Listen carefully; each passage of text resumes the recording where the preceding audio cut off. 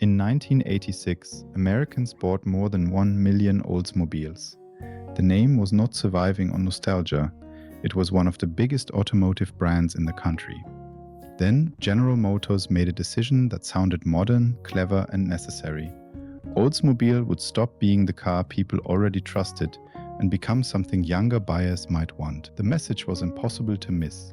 This was not your father's Oldsmobile. Traditional customers heard that the brand was no longer for them. Younger drivers looked at the cars and wondered what was actually new.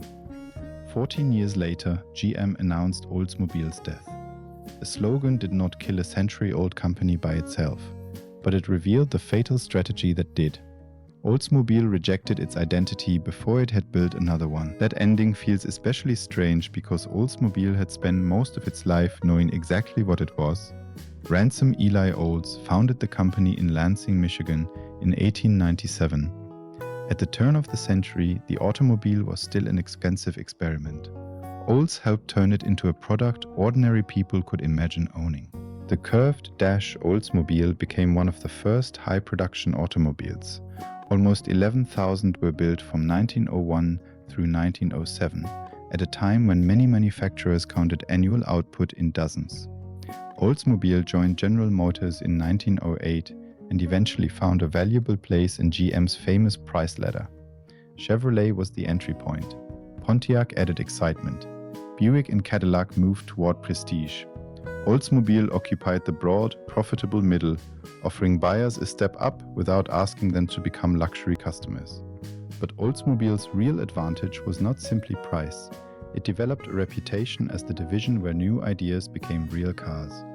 For the 1940 model year, Oldsmobile offered Hydra-Matic, the first fully automatic transmission sold in a mass-produced automobile. In 1949 came the Rocket V8, a modern overhead valve engine that put Oldsmobile at the front of post-war performance. Paired with the relatively light 88 body, it created the kind of fast family car that enthusiasts would later recognize as a foundation of the muscle car idea. Then came the 1966 Toronado. It was large, dramatic, powered by a V8 and pulled by its front wheels. No American production car had brought front-wheel drive back on that scale since Cord disappeared before the Second World War. The Toronado was not an economy experiment, it was a statement that American luxury and serious engineering could live in the same machine. That is the Oldsmobile collectors remember. The brand could be sensible without being dull, advanced without feeling fragile, and comfortable without becoming anonymous. The Rocket badge, the 88, the 98, the Cutlass, the 442, the Vista Cruiser, and the Toronado each gave buyers a different reason to recognize the name. By the late 1970s and again in its strongest mid-80s years, that identity was translating into enormous volume. Oldsmobile crossed 1 million annual sales repeatedly. In 1986, it passed that mark for the third consecutive year. It was not a fading relic waiting for mercy, it was one of America's most successful car divisions. The Cutlass shows how deep that success ran. In 1976, the Cutlass was America's best-selling car line, with roughly 500,000 built. It appealed to commuters, families, company car drivers, and buyers who wanted a formal coupe without paying luxury car money. It was not successful because every version was exotic. It was successful because the name meant something dependable and slightly special to an enormous middle of the market. That trust also revealed how much customers cared about Oldsmobile being different. In 1977, overwhelming demand for Oldsmobile engines led GM to install Chevrolet V8s in some Oldsmobiles without making the change clear to buyers. Owners objected, lawsuits followed, and GM offered affected customers an exchange or an extended warranty. Mechanically, a Chevrolet V8 was not automatically a bad engine. Emotionally, that missed the point. People believed they had purchased an Oldsmobile, not merely a collection of GM parts wearing an Oldsmobile badge. The engine controversy did not stop the sales machine, but it was an early warning that divisional identity had real value, even when accountants saw interchangeable components. A Rocket V8 was not just hardware. It was part of the reason a customer walked past another showroom, but the warning was hidden inside the success. General Motors was sharing more platforms, bodies, and components across its divisions.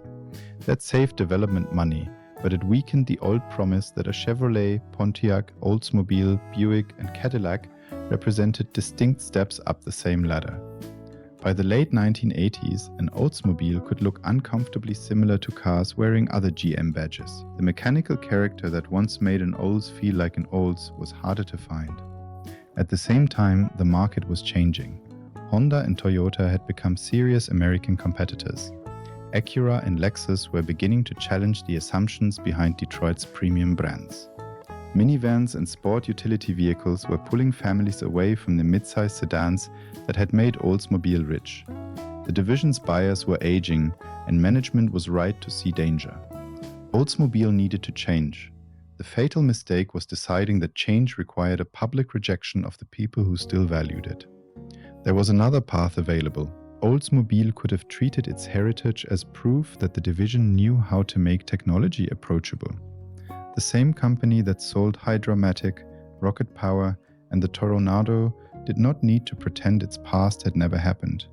It could have connected engineering credibility to younger buyers who wanted modern cars. Instead, management framed the past and the future as enemies. In 1988, the division launched the line that would follow it forever. "This is not your father's Oldsmobile." The advertising used celebrities and their children to dramatize a generational handoff. It was memorable. It also created a brutal question the products could not answer. If this was no longer the Oldsmobile your father trusted, what exactly was it instead? A campaign aimed at buyers around 40 who were not naturally shopping for Oldsmobiles. Meanwhile, older loyal customers heard that their taste had become a problem. An industry analyst at the time described that approach plainly. It targeted people unlikely to consider the brand while alienating those who already did.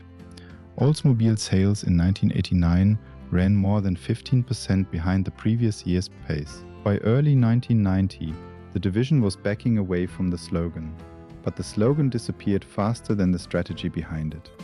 Oldsmobile kept chasing a younger, import-minded customer while moving away from the large, comfortable cars its existing buyers understood.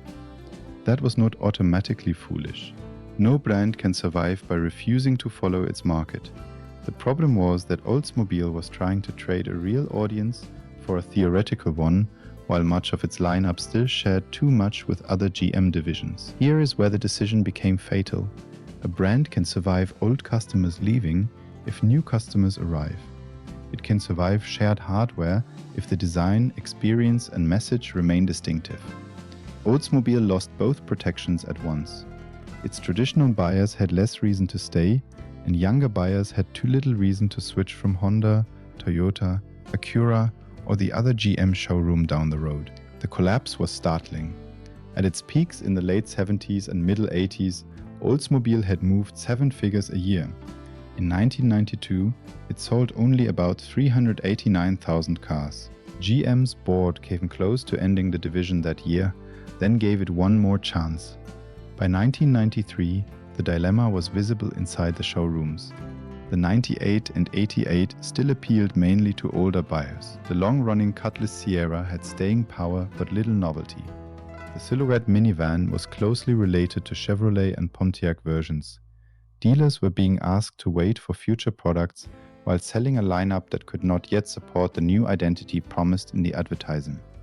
Oldsmobile had told America it was changing before the transformation was ready to buy. That chance produced some genuinely interesting automobiles. The Aurora arrived as a smooth, modern flagship with clean styling and a V8. The Intrigue aimed directly at contemporary import sedans. The Alero gave the brand a sharper, compact offering. The Bravada placed Oldsmobile in the growing sport utility market. These were not cynical final editions wearing old trim on ancient bodies. GM spent billions trying to rebuild the line. There were signs the reinvention was working. The average age of an Oldsmobile buyer fell. A meaningful share of customers were under 35. Reviewers could praise the Aurora or Intrigue without making excuses for the badge. Yet the new products faced a problem advertising could not repair. The old customers were already departing. The new customers were not arriving in sufficient numbers. and the brand's place inside GM remained difficult to explain. The Silhouette minivan shared its basic identity with Chevrolet and Pontiac versions. The Bravada entered a company already full of trucks and sport utilities. The sedans competed not only with imports, but with Buick, Pontiac, Chevrolet and Saturn for attention and investment. That is the cruelest part of the story. Oldsmobile finally had cars that looked less like the father's Oldsmobile mocked by its own campaign, but by then too many buyers had stopped looking. In December of 2000, General Motors announced that Oldsmobile would be phased out. Sales through late October were only about 263,000, less than 2% of the American market. A brand that had exceeded 1 million annual sales in the middle of the previous decade now trailed Hyundai. GM said it had searched for a profitable solution and found none. The shutdown was gradual. Existing models continued until their planned production runs ended. The Intrigue went first, then the Aurora. The Bravada and Silhouette followed. On April 29, 2004, the final Oldsmobile rolled off the line in Lansing. It was a dark cherry Alero, signed by the people who built it. More than 35 million Oldsmobiles had been produced over the life of the brand. The usual explanation is that Oldsmobile simply became old. That is convenient and incomplete. Oldsmobile had already reinvented itself several times. It helped make the automobile a mass-market product. It introduced a production automatic transmission. It turned modern V8 power into a post-war identity. It brought front-wheel drive back to the American luxury market. Age was not the weakness. Forgetting how to convert heritage into a clear modern promise was the weakness. The father in that famous slogan was not merely an outdated customer. He was the person who remembered why an Oldsmobile was worth choosing. He knew the rocket name, the feel of a Cutlass, the authority of a 98, and the strange confidence of a Tornado. Telling him the brand had moved on might have worked if the next generation had been offered an equally powerful story. Instead, the campaign removed one identity before the company had secured another. Collectors have delivered the final reversal. The cars once treated as evidence of an aging audience are now the machines that keep Oldsmobile alive. A Rocket 88 represents the birth of post-war performance. A 442 can stand beside the most respected muscle cars of its era. A first-generation Tornado still looks like an engineering department was allowed to dream. Even the long familiar Cutlass now carries the emotional weight of a vanished American institution. Oldsmobile was not killed by fathers, age or nostalgia. It was beaconed when management mistook loyal memory for a burden and sameness for efficiency. The slogan was only 7 words.